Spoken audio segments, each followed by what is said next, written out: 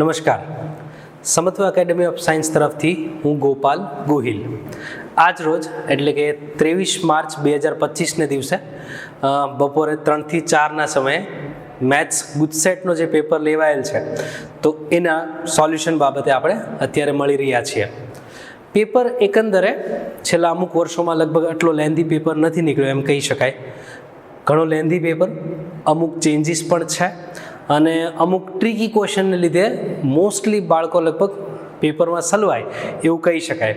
પણ એક્ઝામની દ્રષ્ટિએ ટુ ગુડ પેપર, છેલ્લા અમુક વર્ષોમાં ઘણો સારો પેપર જોવા મળ્યો હોય ગુજસેટ લેવલે, એમાંનો એક પેપર છે. આપણે પેપરની વાત કરીએ. પહેલો ક્વેશ્ચન છે સાતત્યનો ક્વેશ્ચન છે. એલ હોસ્પિટલ લગાડો તો ઓછા ટાઈમમાં ક્વેશ્ચન થઈ જશે. 2 વાર વિકલન કરશો, ઉપરનાનું વિકલન 2 વાર, નીચેનાનું વિકલન 2 વાર અને એક્સની વેલ્યુ 2 રાખી દેશો એટલે કેની વેલ્યુ મળી જાય છે.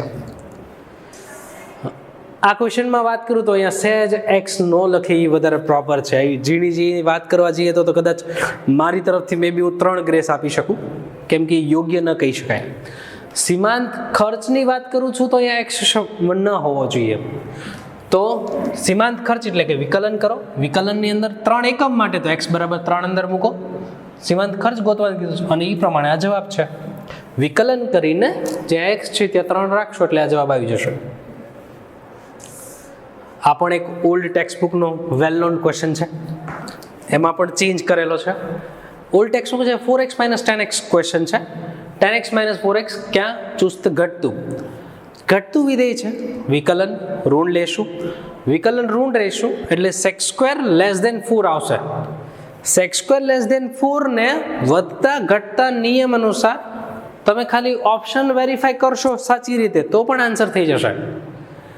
sec² < 4 ઓપ્શન પ્રમાણે વાત કરશો તો થઈ જશે. અને હા, -1 to 1 તો sec નહીં આવે. વૈશ્વિક ન્યૂનતમ પૂછ્યું છે. પ્રથમ વિકલન કરશો, દ્વિતીય વિકલન કરશો, પ્રથમ વિકલન 0 લેશો એટલે આઈ થિંક એક્સની વેલ્યુ લગભગ 8 ને 6 એવું કંઈક આવે છે. એ વેલ્યુ રાખશો, એ વૈશ્વિક ન્યૂનતમ નથી બનતી, ફાઇનલી 0 મૂકશો એ તમારી વૈશ્વિક ન્યૂનતમ વેલ્યુ બને છે એટલે એ 0 આન્સર સિલેક્ટ થાય છે. 5મા ક્વેશ્ચનની વાત કરીએ. આ જો હકીકતમાં વિકલન કરીને કરો તો સહેલો ક્વેશ્ચન પડે. કઈ રીતે? વિકલન કરીશ તો સંકલન દૂર થશે. વિકલન કરું p x નું 1, વિકલન log x 1/x, log x ની બદલે જે આપ્યું છે એનું કરશું. 2 નો છેદ આફ્ટર એલસીએમ કટ થશે, લસા લઈશ એટલે 2 નો છેદ કટ થશે. પછી e⁻x ના સહગુણક અલગ, e⁻x ના સહગુણક અલગ અને એ સહગુણક સીધા સરખાવો તો p અને q ના 2 ઇક્વેશન મળે. લોપ લેશો સીધો જવાબ આવશે. tan 1x 1/1 + x² વિકલનમાં યુઝ થઈ જશે. tan 1x બરાબર t ધાર્યું એટલે x એટલે tan t થશે. 1 + x tan t, tan square 1 + tan square sec² થઈ જશે. tan નું વિકલન sec² બાજુમાં થઈ જશે. e⁻x ઇન્ટુ બાજુ વિધેય વત્તા વિધેયનું વિકલન એ પ્રમાણે સીધો આન્સર આવશે. 0 થી π/4 નો ડાઉટ 2x છે, લિમિટ 0 થી π/2 થાય પણ એ તો વચ્ચે માઇનસ હોય તો એ ઇફેક્ટિવ છે. બાકી 1 ને sin² વત્તા cos² plus 2 sin cos, sin + cos whole square થઈ જશે.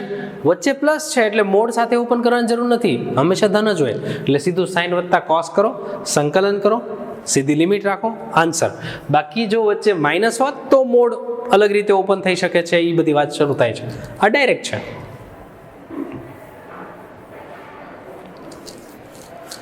પરફેક્ટ સ્ક્વેર બનાવવાનું છે.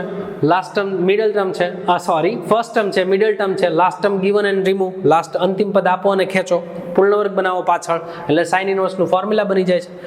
x નો સહગુણક છેદમાં આપવાનો છે, બાકી sin ઇન્વર્સમાં 1/n ના આવે એટલે એ પ્રમાણે સીધો આન્સર આવી જાય છે.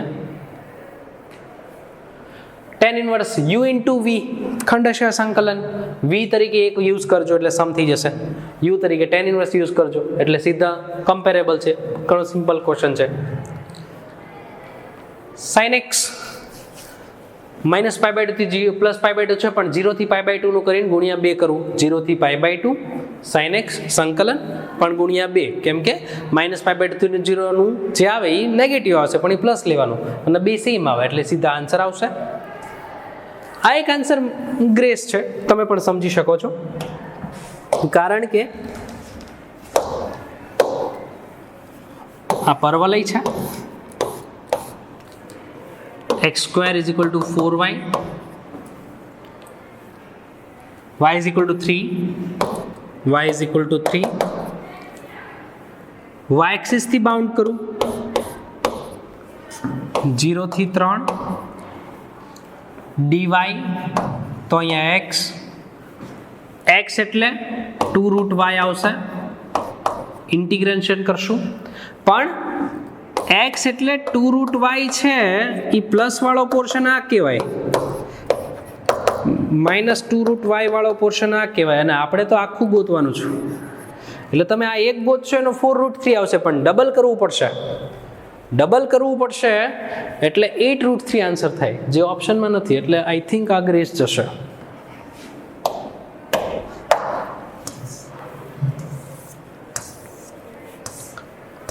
Simple question. -1 થી 0 અને 0 થી 2 નું સંકલન કરવું પડશે. -1 થી 0 નો જે જવાબ આવ્યો માઇનસ આવવાની પ્લસ કરજો અને પછી 2 નું એડિશન કરજો, સીધો આન્સર આવશે. 1/2 પાવર 1/3 પાવર એવી ઘાત લ્યો કે 2 નું સાદુરૂપ સચવાઈ જાય, એટલે 2 બાજુ 6 ઘાત લેજો, એટલે અહીંયા 3 ઘાત આવશે, અહીંયા 2 ઘાત આવશે. Maximum power, maximum differentiation, maximum power, જો 2 જગ્યા હોય તો વધુ વિકલન 2 વાર, એની ઘાત 2, પરિમાણ પૂછ્યું છે 2 આવશે. આ પણ સિમ્પલ છે. e⁻y નીચે લઈ લો, e⁻y આ સાઈડ આવે, ઉપર જાય e⁻y, e⁻x તો છે જ, સહગુણક બાકી આપજો એટલે સીધો આન્સર આવી જશે. x વડે ડિવાઈડ કરો 2/x આવે, y નો સહગુણક p, e⁻ઇન્ટિગ્રેશન p dx, 2 outside, 1/x નું log mod x, 2 આગળથી ઉપર આપો, e ની ઉપર log x જતો રહે, સીધો x² વધશે. k ક્રોસ j -i આવશે એટલે -1 થશે, ik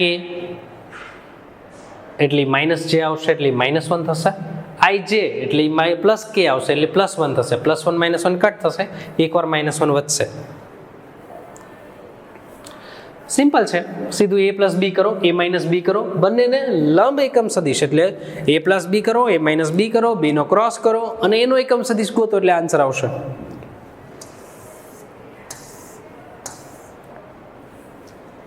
ઘણી રીતે પોસિબલ છે.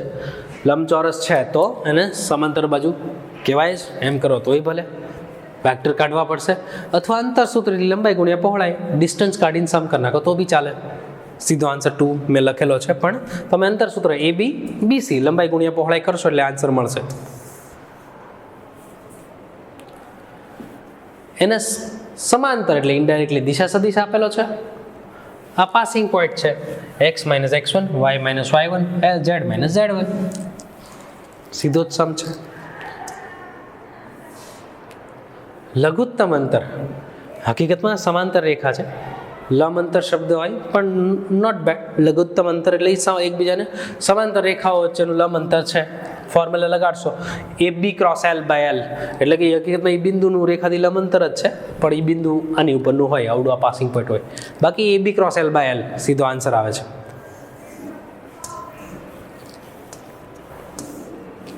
આ પણ સ્ટ્રેટ ફોરવર્ડ આન્સર છે. પહેલી લાઈન ડાયરેક્શન, બીજી ડાયરેક્શન કંઈ ચેન્જ કરેલો હોય તો વાત અલગ છે, બાકી આ બે તો સિમ્પલ છે. L/1 L/2, cos θ ઉપર ડોટ, નીચે મેગ્નિટ્યુડ, સમ ખતમ. ઉપર નીચે ખાલી √3 મલ્ટીપ્લાય કરવું પડે છે, એ પ્રમાણે આન્સર આવે છે. સિમ્પલ ક્વેશ્ચન, મેક્સિમમ વેલ્યુ પૂછી છે, બધા પોઈન્ટ 1 by 1 રાખ્યા છે, જેની મહત્તમ વેલ્યુ આવી એ આન્સર છે. આ એક જ ઇમ્પોર્ટન્ટ લાઇન છે, એ લાઇન ઉપરના 2 પોઈન્ટ, બાકી તો સીધા એક્સિસ ઉપર આવે છે, એ 2 પોઈન્ટ છે અને ઓ 0 0 3 પોઈન્ટ અંદર રાખ્યા, જે આપણને મહત્તમ આવ્યું એ જવાબ. આઈ થિંક 0,3, 5,0 અને 0,0 એ 3 આન્સર આવે છે.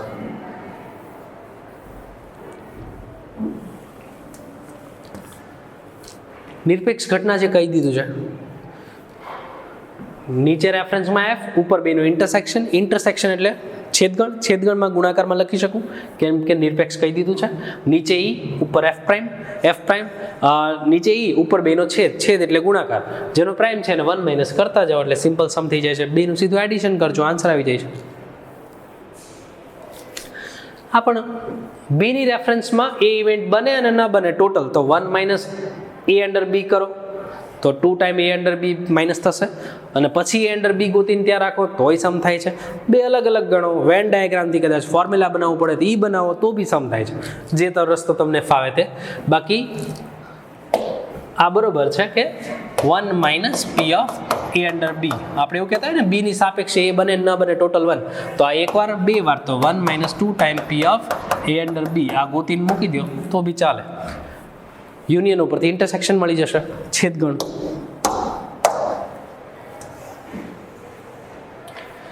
સરસ ક્વેશ્ચન છે, ટેક્સ્ટ બુકનું એક્ઝામ્પલ છે.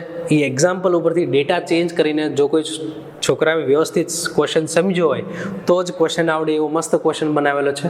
સાચું બોલે છે, ઘટના બની ગઈ છે, એટ ધેટ ટાઈમ સાચું પડે એની પ્રોબેબિલિટી, તો એ પ્રમાણે એક્ઝામ્પલ ઉપરથી સરસ MCQ બનાવ્યો છે. 4/9 આન્સર આવે છે. આ એક ક્વેશ્ચનમાં મારી તરફથી મને હજી થોડુંક સેટિસ્ફાઈડ નથી, પણ થોડુંક મને એવું લાગે છે કે આ ગ્રેસ જશે, કેમ કે હું જો એ કન્ડિશન પ્રમાણે રિલેશન બનાવવા બેસું તો આઈ થિંક 4 કરતાં વધારે રિલેશન બને છે, તો મને કદાચ આ ગ્રેસ જશે એવું લાગે છે. પણ કદાચ જો વેઇટ એન્ડ વોચ કરીએ કે આ ક્વેશ્ચનમાં શું આન્સર આવે છે, પછી આપણે બોલીએ એવી વ્યાજબી વાત છે. પણ હકીકતમાં કેવું થાય કે બાળકને મળવાની છે 1 જ કલાક, અને કોઈ ક્વેશ્ચનમાં કંઈક એરર છે અને તો એ તમારી ભૂલને લીધે ડ્યુરિંગ ધ એક્ઝામ બાળકનો સમય જઈ રહ્યો છે, એ વાત યોગ્ય નથી. તો ખાસ પેપર જે બનાવે છે એ લોકોએ સહેજ કેર કરે તો સારું કહેવાય. આઈ થિંક આમાં વધારે નંબર ઓફ રિલેશન બને છે, પણ માનો કે આપણે અત્યારે 4 રાખીએ છીએ અને આપણે રેડી રહીએ, કદાચ એ ગ્રેસ પણ જાય. આ તો સિમ્પલ એકી ઘાત છે, ગ્રાફ ડ્રો કરો તોય ચાલે, R to R છે, એક અને વ્યાપ્ત હોય. વેલ્યુ રાખતા જાઓ, π/4 રાખ્યું, cos 5π/4 ફાઇન્ડ કર્યું, વેલ્યુ રાખી, સંપત્તિ જાય છે. સરસ, માઇનોર ચેન્જ કર્યો છે. આ રેન્જ પ્રમાણે તમે આને ફાઇન્ડ કરશો તો એ રેન્જમાં આવે છે, એટલે 3 ટાઈમ સાઇન ઇન્વર્સ થઈ જાય છે, એટલે 6 time sine inverse. In short એ 6 થીટાની રેન્જ પૂછી છે તો એ પ્રમાણે આ આન્સર આવે છે. 6 થીટાની રેન્જ પૂછી છે તો એ આ આન્સર આવે છે. કન્વર્ટ કરવું પડે, 3 સાઇન ઇન્વર્સ સીધું એમને મૂકી નથી દેવાનું. આ સરસ ક્વેશ્ચન છે. તમે આને tan સાઇન કોસ ઇન્વર્સમાં કન્વર્ટ કરો તો cos inverse plus sine inverse answer π/2 ક્યારે આવે? અંદરના 2 મેમ્બર સેમ હોય તો. એ અંદરના 2 મેમ્બર સેમ આવે, એ કમ્પેર કરો તો સીધા એક્સની 2 વેલ્યુ મળે છે. આઈ થિંક 0 અને 1 -1 એવું કંઈક આન્સર આવે છે, અને બંને પાછા સેટિસ્ફાય કરે છે, એટલે ઉકેલોની સંખ્યા 2 થશે. આ પણ બરોબર છે, કોસની 4 વત્તા સાઇનની 4, cos raised to 4 plus sin raised to 4 cos square plus sin square whole square minus 2 sin square cos square, આ તો 1 થઈ જશે. તો 1 આ 2 sin cos whole square by 2 આપી દઈએ, એક 2 આપ્યો તો ને, તો 1 - 1/2 એઝ ઇટ ઇઝ. આ થઈ ગયું sin 2 થીટા એનો સ્ક્વેર એટલે sin square 1 - cos double upon 2, તો આ 2 2 4 થઈ ગયો, તો 4 LCM -1 plus cos 4 theta by 4, તો આ થઈ ગયો 3 પ્લસ cos બાય 4 આન્સર. આ તો સિમ્પલ છે, det a into a, det a joint of a એટલે det a નો સ્ક્વેર ઇન્ટુ a એટલે a ક્યુબ થઈ જશે.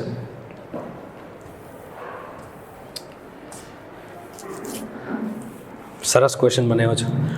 મધ્ય બિંદુઓને જોડો, એનથી જે અંદર ત્રિકોણ બને, એ ત્રિકોણ અને જે મોટું ત્રિકોણ છે એ બે વચ્ચેનું રિલેશન શું છે? તો કે મધ્ય બિંદુઓ દ્વારા બનતું ત્રિકોણ એના 4 ગણું હોય ફાઇનલ ત્રિકોણનું ક્ષેત્રફળ. એટલે આ મધ્ય બિંદુઓ દ્વારા જે ત્રિકોણ બને છે એનો જે ક્ષેત્રફળ આવે છે એને ગુણ્યા 4 કરજો એટલે આન્સર આવી જશે. આ પણ સરસ ક્વેશ્ચન છે. આમાં એક્સની 2 વેલ્યુ આવે છે, કોઈ માણસે જો એને પરફેક્ટ વેરીફાઈ કર્યું હોય તો એનો ફાઇનલ આન્સર નીકળશે. બે જગ્યાએ વેરિફિકેશન છે, એક જગ્યાએ વેરિફિકેશન કરો એ છે એ ટ્રાન્સપોઝ કર્યું તો એક જગ્યાએ આ બેની કમ્પેરિઝન આવે છે, એક જગ્યાએ આ બેની કમ્પેરિઝન આવે છે. તો આ પહેલું કમ્પેર કરો તો બે આન્સર આવે છે, આઈ થિંક એવું છે. પણ બીજા કમ્પેરિઝનથી એક આન્સર રિજેક્ટ થઈ જાય છે, એટલા માટે આ ફાઇનલ આન્સર આવે છે -2. 36 એ સ્ક્વેર કરું ને તો આઈડેન્ટિટી બની જાય છે, એટલે એ ક્યુબ છે એ થઈ જશે. પછી આને ક્યુબના ફોર્મ્યુલાથી ઇટ મીન્સ એક્સપાન્ડ કરો, એ ક્યુબ આવે ત્યાં એ લખો, બાકી મોસ્ટલી વસ્તુ કટ થઈ જાય છે. તો જે વધે છે એ સીધો આન્સર આવે છે. આ બહુ સિમ્પલ છે, તમે ખાલી આટલું ફાઇન્ડ કરશો, a² - 2i એટલું ફાઇન્ડ કરો, એમાંથી જે નંબર છે એ કોમન કાઢો એટલે સીધો એ વધે ને બાકી જે વધ્યો એ 7, એ પ્રમાણે સીધો આન્સર આવી જાય છે. સરસ, ટ્રિકી ક્વેશ્ચન. આન્સર સરસ એવો ચેન્જ કરેલો છે, મેં અહીંયા મારા અક્ષરે લખેલું છે 5 log 5 log x નું કરવું પડશે 1/x. ખાલી આની વાત કરીએ, આ વસ્તુને સેટલ કરીએ છીએ તો આને e⁻ની પાવરમાં log અને એની બદલે x ની બદલે આ લખું તો ચાલે, એટલે એનો સીધો આ જ કહેવાય. આ જ વસ્તુને અલગ રીતે લખ્યું છે, રાઈટ. હવે 5 ની જે પાવર છે એને હું આગળ લખી શકું, મલ્ટીપ્લાયમાં છે, પાવર છે મલ્ટીપ્લાયમાં છે, રાઈટ.